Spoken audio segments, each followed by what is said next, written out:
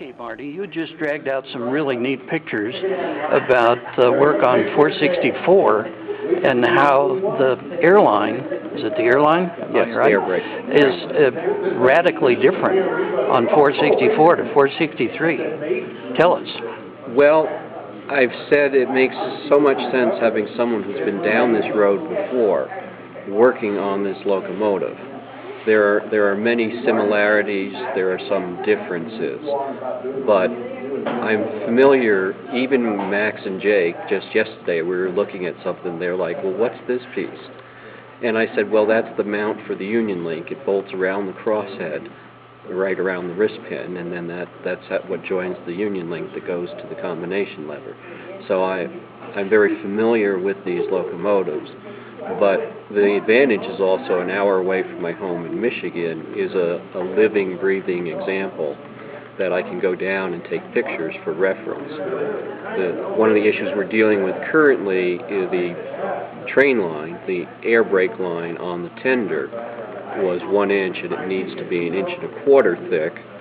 And so I happen to have pictures in my camera that I took in September showing how we ran the brake line, the train line, on the 464. And can you point to that line? Well, it comes from the locomotive and then up and over, and we ran it right along the outside of the frame. And that's radically different than 463, which went down the center of the tender. Well, this is a lot more accessible. Yeah. It was a real pain to get to when the guys were working on it. And there's no pipe fitting involved because we use commercial elbows and nipples. You just have to, all we have to do is thread the ends of the pipe. So it makes it a lot simpler and cleaner installation. Yes. And as is inevitable with these things, something will go wrong at some point in the future, and you can get to it. Exactly. Without having to be like a snake and get underneath. Well, yes. You don't have to crawl underneath it or be in a pit to do some work. It makes me think. I remember, I think you saying that you were going to put new ends on, and then you were going to take the tender to a pit to do the new airline. Is that still your plan?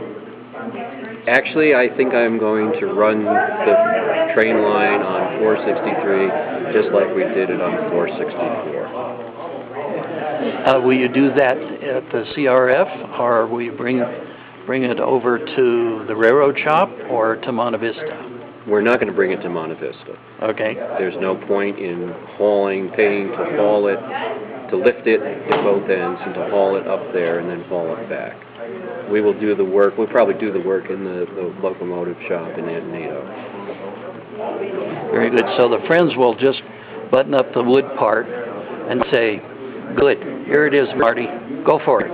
Well, first I have to complete the repair on the through rods, and what I've done, they were spliced previously. The ends looked like regular commercial all thread, which is often mystery metal. You don't know what it is. We had new ends made from C1018 steel, and just had the last 6 inches threaded, and so we don't have a thread working through the wood section.